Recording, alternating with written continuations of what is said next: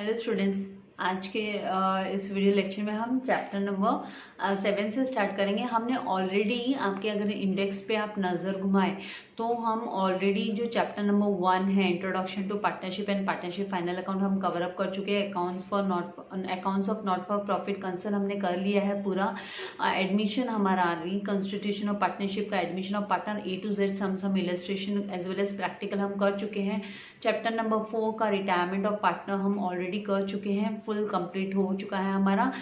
मैंने पेंडिंग रखा है चैप्टर नंबर 5 जो डेथ ऑफ पार्टनर है, क्योंकि ये जो डेथ ऑफ पार्टनर है वो सिमिलर है admission of partner and retirement of partner की, खाली इसके लास्ट के एक दो जो ट्रांजेक्शन होते हैं थोड़े से डिफरेंट है, बाकी है ना सिमिलर चैप्टर, इसीलिए बाद में हम कंप्लीट करेंगे। एंड डिसोल्यूशन मेरा पूरा हो चुका है, ओनली 3 सम्स इसके बाकी रह गए हैं, तो वो 3 सम भी होपफुली इस वीक में मैं आपके कवर अप करा ही देने वाली हूँ।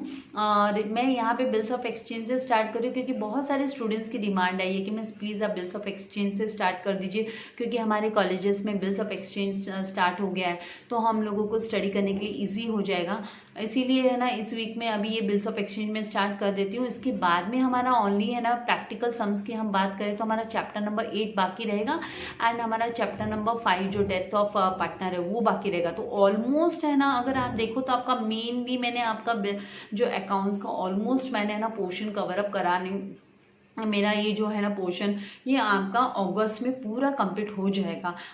उसके बाद में मैक्सिमम हमारी रिवीजन स्टार्ट होगी, मोस्ट इंपॉर्टेंट टाइप के क्वेश्चंस, बोर्ड के क्वेश्चंस, और जो कि मैं ऑलरेडी स्टार्ट कर चुकी हूँ फाइनल अकाउंट को लेके। तो मैंने आपको 2 सम्स ऑलरेडी प्रोवाइड कर दिए हैं प्रीवियस बोर्ड क्वेश्चंस मैंने। तो ज़्यादा बात ना करते हुए आज हम बिल्स ऑफ एक्सचेंज से हम स्टार्ट करते हैं, ताकि आप लोगों को कि बिल्स ऑफ एक्सचेंज क्या है उसमें आपको अच्छे से पता हो जाए इसके बारे में। तो bills of exchange chapter number 7 इसमें क्या क्या दिया हुआ है इसके कंटेंट में, तो हमें इंट्रोडक्शन मतलब इसमें नेसेसिटी इसकी जरूरत क्यों है, meaning definition of bills of exchange दिया है, then draft formal of bills of exchange, format of bills of exchange, then parties to the bills of exchange, then acceptance of bill, then term of bill, bill की जो duration है, term है, days of grace, date of maturity, due date, types of bills, ये सब दिया हुआ है। And then how using of bill, bill को कैसे यूज करते हैं, डिसऑनर कैसे होता है bill, noting and protesting of bill क्या है, देन नोटरी पब्लिक क्या होता है, नोटिंग चार्जेस के सारे इंपॉर्टेंट टर्म्स है। आपको ईच एंड एवरी टर्म आपको इसका थियोरेटिकल पार्ट स्टडी करना बहुत बहुत जरूरी है, आप इसको मिस नहीं कर सकते हो। इसको मिस करोगे तो आपको बहुत बड़ा लॉस है, राइट। फिर यहाँ पे दिया अकाउंटिंग ट्रीटमेंट ऑफ बिल, आपको अकाउंटिंग ट्रीटमेंट ऑफ बिल का बाय द ड्रॉवर कौन है, होल्डर, ड्रॉवर मतलब holder, and ड्रॉई in the following cases, मतलब कौन इसमें अलग अलग केसेस है उनको स्टडी करने पड़ेंगे आपको। तो retaining the bill till due date, due date तक बिल को अपने पास रखना, संभाल के रिटेन करके रखना। बाद में ड्यू डेट पे वो ऑनर होता है क्या डिसऑनर होता है, या इंसॉल्वेंसी होती है ड्रॉई की या एक्सेप्टर की, तो वो केस को स्टडी करना। Then endorsement of bill, bill को एंडोर्स करना, फॉरवर्ड कर देना आगे, ऑनर होता है कि डिसऑनर होता है ड्यू डेट पे, इंसॉल्वेंसी या ड्रॉई, एक्सेप्टर, ये बहुत सारे टर्म्स है इसमें। Discounting the bill with the bank, bank के साथ डिस्काउंट करना क्या बोला जाता है, नथिंग बट बेच देना बैंक को, ऑनर, डिसऑनर, इंसॉल्वेंसी और ड्रॉई और acceptor. Then sending the bill to the bank for collection, यहाँ पे बैंक फॉर कलेक्शन मतलब बैंक है ना एजेंट के जैसा काम करती है कि इसको हम दे देते हैं और बैंक है ना हमारे बिहाफ में कलेक्ट करती है। इन शॉर्ट अगर मैं बोलूँ तो कब ड्यू डेट पे, तो उस ड्यू डेट पे वो ऑनर हो रहा है कि डिसऑनर हो रहा है उस पर डिपेंड करता है। Then insolvency of drawee, then acceptor, then next है रिन्यूअल ऑफ बिल, बिल का renewal, reasons for renewal of bill, bill को क्यों रिन्यू किया जा रहा है, रिन्यूअल मतलब री वापस से उसको ड्रॉ करना एक तरीके से, विथ और विदाउट चार्जिंग इंटरेस्ट, तो इंटरेस्ट चार्ज करके या बिना इंटरेस्ट चार्ज करके। Then making part payment of the basic amount interest, part payment करना, पार्शियल पेमेंट करना, noting charges and drawing of bill of new bill renewable bill का। Then honour और dishonour of new bill, नया bill भी honour हो रहा है कि डिसऑनर हो रहा है, तो सारे इंपॉर्टेंट टर्म्स है। Then insolvency of the acceptor and settlement of his account, then retirement of bill किसे बोलते हैं, एंड जर्नल एंट्रीज एंड इसके ledger only drawees, drawers account and drawees account, ये हम इसमें स्टडी करने वाले हैं। ये स्टडी करने से आपको क्या फायदा होगा, तो students you all will be able to know the meaning of bills of exchange, bills of exchange का मतलब क्या होता है, and you will understand the different concepts used in bills of exchange, then prepare a draft of bills of exchange and know the various types of bills of exchange. देन आप understand करोगे कि retaining किसको बोलते हैं, sending bill for collection मतलब क्या है, डिस्काउंटिंग क्या होता है, एंडोर्सिंग क्या होता है, honour renewal and retiring of bill मतलब क्या है, then various other accounting treatment भी आप बिल्स ऑफ एक्सचेंज को लेकर इस चैप्टर में सीखने वाले हो। और देन यहाँ पे हम आते हैं कि इंट्रोडक्शन, जब हम इंट्रोडक्शन पे यहाँ पे आते हैं तो इंट्रोडक्शन की अगर हम बात करें यहाँ पे तो यहाँ पर आप introduction, the ability of a customer, customer की जो एबिलिटी है टू ऑब्टेन गुड्स और सर्विसेज, गुड्स एंड सर्विसेज को ऑब्टेन करना मतलब to get goods and services before payment, payment से पहले आप पेमेंट नहीं कर रहे हो, एक तरीके की उधार खाता बात वाली बात हो गई, पेमेंट नहीं कर रहे हो, बेस्ड ऑन ट्रस्ट मतलब आपके भरोसा करके आपको कोई तो अपने गुड्स प्रोवाइड कर रहा है, अपने सर्विसेज दे रहा है। When goods and services are obtain, जब गुड्स एंड सर्विसेज आप पा लेते हो and payment will be made in future, और पेमेंट है ना वो फ्यूचर डेट पे होता है तो उसको हम क्रेडिट बोलते हैं, उधार वाला transaction, credit transaction,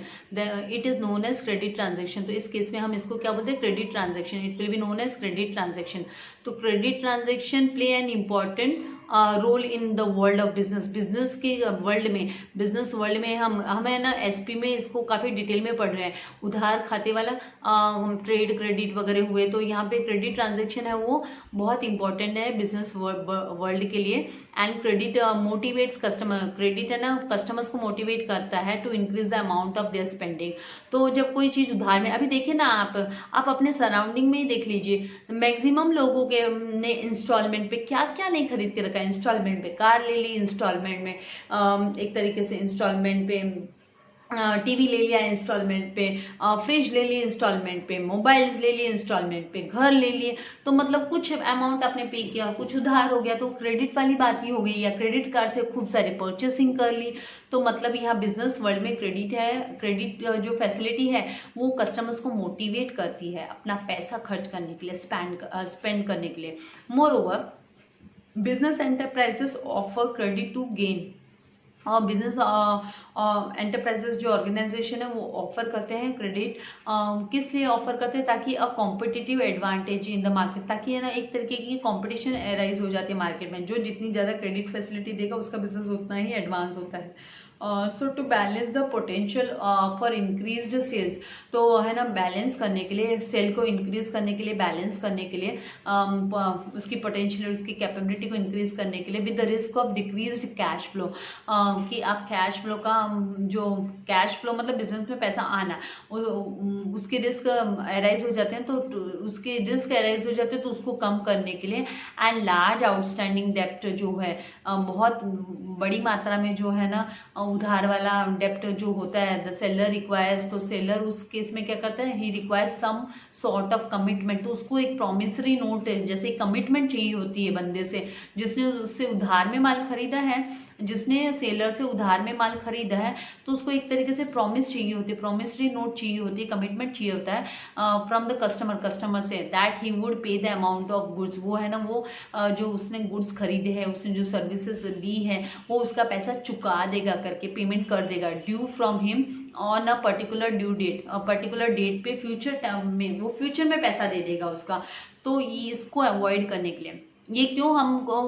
commitment promissory note क्यों चाहिए होता है, एक तरीके से to avoid any conflict, future में जाकर कोई भी झगड़ा फाइट ना हो कि अरे भाई मैंने कब आपसे माल लिया था, कब मैंने सामान खरीदा, ये सब अराइज नहीं हो, तो टू अवॉइड एनी कॉन्फ्लिक्ट और मिसअंडरस्टैंडिंग अबाउट पेमेंट्स को लेके मिसअंडरस्टैंडिंग ना हो, कोई प्रॉब्लम नहीं हो, तो instruments of credit like bills of exchange, तो इसके लिए क्या किया जाता है, इंस्ट्रूमेंट्स मतलब ये जरिया बन जाते हैं क्रेडिट फैसिलिटी का, कौन, bills of exchange and promissory note are issue, तो है ना बिजनेस फर्म होती है जो सेलर होता है उसको ड्रॉवर बोला जाता है सेलर को, तो जो सेलर होता है वो बिल्स ऑफ एक्सचेंज या प्रोमिसरी नोट इशू करता है एंड उसको साइन करके देता है कस्टमर,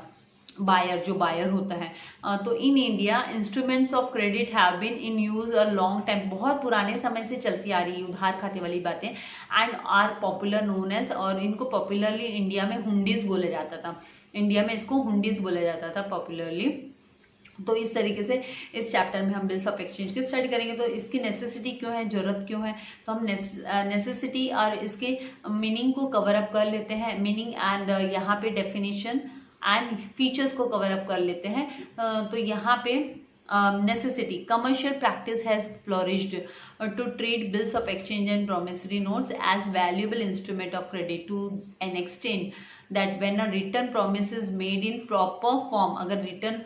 promise एक proper form में on a proper stamp paper, it is understood that the customer has discharged his debt and the seller has received payment। तो ये जो है ना, ये है ना एक कमर्शियल प्रैक्टिस, एक पद्धति है, वाणिज्य की कमर्शियली पद्धति है, जिससे कि ऑटोमेटिकली है ना ये जो bills of exchange and promissory note है वो है ना इम्प्लीमेंट हो गए, और उनका है ना फ़ायदा उसका यूज़ में हमने कुछ क्रेडिट फैसिलिटी के लिए, टू क्रेडिट एंड एक्सचेंज, कुछ हद तक है ना ये है ना एक रिटर्न प्रॉमिस मिल जाती है ना, एक लिखित रूप में। ओरल प्रॉमिस किसने जाना क्या हुआ क्या नहीं, ये जो रिटर्न होता है, तो अगर ये प्रॉमिसरी नोट हमारे पास होती है, तो अगर किसी बंदे ने मना कर दिया कि भाई मैं पेमेंट नहीं देने वाला हूँ, तो है ना सामने वाला जो सेलर है वो उस पे केस भी फाइल कर सकता है। तो एक तरीके से रिटर्न प्रॉमिस वो इंपॉर्टेंट होती है, is made in proper form, सही तरीके से, एंड एक प्रॉपर स्टैम्प पेपर पे बनाई जाती है। इट इज अंडरस्टूड दैट, उससे क्या होता है कि कस्टमर है ना जवाबदारी लेता है कि हाँ भाई मैंने आपसे खरीदा है, एंड सेलर को उसका पेमेंट रिसीव हो जाएगा, the seller has received the payment करके। So all this return promises are accepted by bank and money is advanced against इट। तो इसको है ना ये, क्योंकि ये लीगल डॉक्यूमेंट्स हो गए, ये लीगल प्रोमिसरी नोट एंड ये जो बिल्स ऑफ एक्सचेंज है लीगल इंस्ट्रूमेंट्स ऑफ क्रेडिट है, तो इसको बैंक्स भी एक्सेप्ट करती है। अगर मान लीजिए कोई सेलर जाके बैंक के पास बोलता है भाई 2 महीने बाद मेरा बंदा मुझे पैसा देने वाला है, लेकिन मुझे पैसे की अभी जरूरत पड़ गई है, तो प्लीज आप है ना मैं आपके साथ ये बिल डिस्काउंट करके ले रहा हूँ। बिल डिस्काउंट करके लेना मतलब वो बैंक को बेच रहा है कि भाई तुम मेरा बिल खरीद लो और तुम बाद में 2 महीने बाद मेरे बायर से तुम है ना कलेक्शन कर लेना, मुझे अभी फिलहाल पैसा दे दो, भले मुझसे कुछ कम दे दो, 10,000 का है तो मुझे 9,900 दे दो, या कुछ सर्टेन अमाउंट आप कट कर लो। So moreover the instrument being negotiable instrument है, ये नेगोशिएबल इंस्ट्रूमेंट है, इसको नेगोशिएट कर सकते हैं हम, कैन बी ट्रांसफर फ्रॉम, मतलब इसको हम ट्रांसफर कर सकते हैं एक बंदे से दूसरे बंदे, जैसे मैंने अभी आपको कहा कि बैंक को दे दिया, या अगर कोई चाहे तो है ना जो सेलर है, सेलर ने ड्रॉ किया बिल बायर पे, बायर ने साइन करके दिया, तो वही सेम बिल है ना सेलर अपने सप्लायर को दे सकता है कि भाई ड्यू डेट पे तुम मेरे बायर से करेगा कलेक्शन कर लेना, मुझे तुम्हें 10,000 का पेमेंट करना है और मैं मिस्टर वाई से मुझे कलेक्शन करना है, तो तुम एक काम करो मिस्टर वाई का बिल्स ऑफ एक्सचेंज रखो तुम्हारे पास। तो इस तरीके से बिजनेस वर्ल्ड में ये सब डीलिंग्स चलती रहती है। नाउ मीनिंग पे आए तो नेगोशिएबल इंस्ट्रूमेंट एक्ट 1881 स्टेट्स, ये क्या बताता है दैट नेगोशिएबल इंस्ट्रूमेंट मीन्स, इसका मतलब क्या होता है प्रोमिसरी नोट होता है। Negotiable instrument means it's a promissory note, bills of exchange और चेक, इसको चेक को भी हम नेगोशिएबल इंस्ट्रूमेंट बोलते हैं। पेएबल ईदर टू ऑर्डर और बेयर, तो ये है ना पेएबल होता है, चेक पे फ्यूचर में जो चेक है वो, तो ये फ्यूचर में इसके इनसे रिलेटेड इनके ऊपर जो अमाउंट मेंशन रहता है उस हिसाब से फिर हमको अमाउंट रिसीव हो जाता है। तो ये क्या है नेगोशिएबल इंस्ट्रूमेंट है। And a bills of exchange is a return acknowledgement, ये रिटर्न एक्नॉलेजमेंट है लिखित रूप में ऑफ डेप्ट मतलब उधार में माल बेचा है, उधार में खरीदा है। एंड ऑल्सो प्रॉमिस टू पे द डेप्ट, और ये इस प्रॉमिस भी होती लिखी होती है उसमें कि हाँ भाई मैं आपको आपका जो डेप्ट है वो मैं क्लियर कर दूंगा अकॉर्डिंग टू द टर्म्स, जो टर्म्स लिखे होते हैं बिल के अंदर, टर्म्स भी लिखी होती है मतलब कंडीशंस लिखी हुई होती है बिल में। And a bills of exchange is generally drawn by, इसको कौन ड्रॉ करता है तो ये क्रेडिटर ड्रॉ करता है। क्रेडिटर मतलब जो हमको उधार में माल देता है, seller, creditor is nothing but seller right, on his debtor and should be accepted by the debtor, और उसको डेटर पे क्या एक्सेप्ट करता है। तो यहाँ पे जो क्रेडिटर मतलब है वो कौन होगा, ड्रॉवर होगा, सेलर होगा, एंड रीडर कौन होगा, वो बायर होगा, ड्रॉई होगा। तो इसके कॉन्सेप्ट हम समझेंगे आगे काफी डिटेल में। तो यहाँ पे फीचर्स और इसकी मीनिंग देख लेते हैं हम बिल्स ऑफ एक्सचेंज की एंड प्रॉमिसरी नोट। तो definition of bills of exchange and promissory note. Section 5 of the negotiable instruments act 1881 defines bills of exchange as.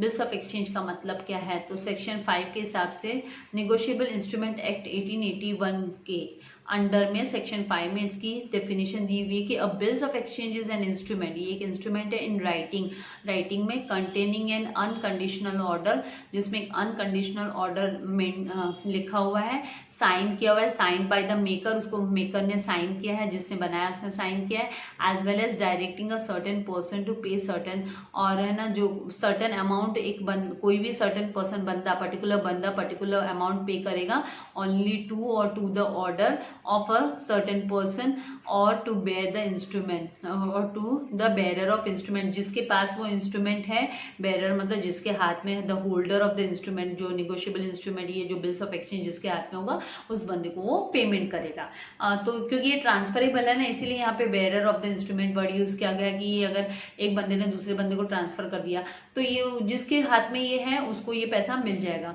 तो इस तरीके से यहाँ पे इसकी जो डेफिनेशन दी हुई है, तो उसी पे बेस्ड आपको यहाँ पे फीचर्स दिए, features of bills of exchange. तो जैसे बिल्स ऑफ एक्सचेंज की नेचर क्या है, फीचर क्या है, तो it should be in writing, ये राइटिंग में हुआ, ये वर्बल नहीं होता है कभी भी, ये राइटिंग में होता है। Then it must be stamped, इसको स्टैम्प किया जाएगा as per the Indian stamp act 1899 के एक्ट के तहत इसको stamp, it will be stamped. Then it has to be, it must be dated, इसमें डेट लिखी होनी चाहिए, बिना डेट वाला बिल नहीं होगा। Then it must contain an order to pay certain sum of money, उसमें ना लिखा रहेगा कि कितना अमाउंट पेमेंट होने वाला है। Then the order must be unconditional,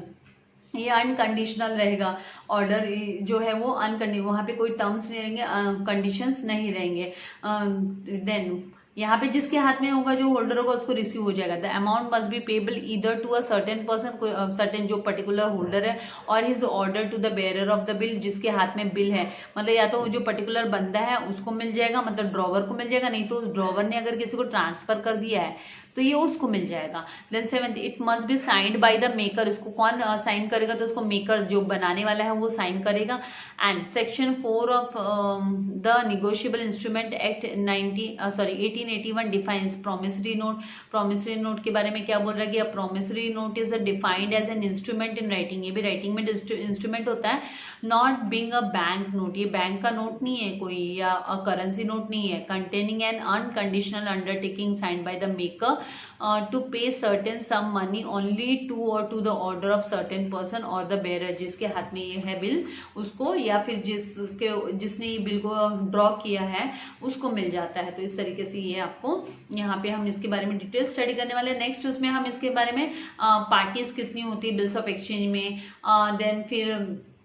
इसमें कौन कौन से कंटेंट्स होते हैं बिल्स ऑफ एक्सचेंज में, फिर इसका फॉर्मेट भी हमको सीखना होगा। ये 5 मार्क्स के लिए एग्जाम में आता है, प्रीवियस बोर्ड्स में तो ये 5 मार्क्स के लिए आता था।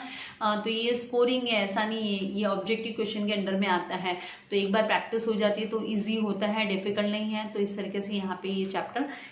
डिफिकल्ट नहीं है, लेकिन आपको इसके कंटेंट्स बहुत सारे हैं, वो समझने बहुत जरूरी है। टर्म्स इसके जो है वो हमको प्रैक्टिस करने होंगे, सीखने होंगे, वो टर्म्स को यूज़ करते रहना होगा। तो आई होप आपको थोड़ा तो कुछ तो समझ में आया है। और नेक्स्ट वीडियो लेक्चर में हम आगे इसके जो कंटेंट्स है उसको स्टडी करेंगे। थियरी तो पढ़ना बहुत जरूरी है, आप डायरेक्टली जंप नहीं कर सकते हो सम्स पे, और मैं प्रैक्टिकल सम्स भी नहीं, एग्जाम्पल्स, फिर उसके बाद में प्रैक्टिकल्स, इस तरीके से मैं आगे बढ़ने वाली हूँ, जिससे आपको भी बेनिफिट मिले और आप भी आपको इंपॉर्टेंस समझ में आ जाए इलस्ट्रेशंस का, कि इंस्टेड ऑफ सॉल्विंग 15 सम्स अगर हम 30 सम्स सॉल्व करते तो आपके फायदेमंद वाली बात है, राइट। क्योंकि वैसे भी हम तो बहुत क्विक जा रहे हैं, हमारा सिलेबस फटाफट जा रहा है, राइट। तो वीडियो को लाइक करना मत भूलिएगा और अपने फ्रेंड्स के साथ चैनल लिंक को जरूर शेयर कीजिएगा। और अगर सबसे इंपॉर्टेंट, अगर आपने सब्सक्राइब नहीं किया तो पहले आप सब्सक्राइब कीजिए। Thank you very much, God bless you all dear students.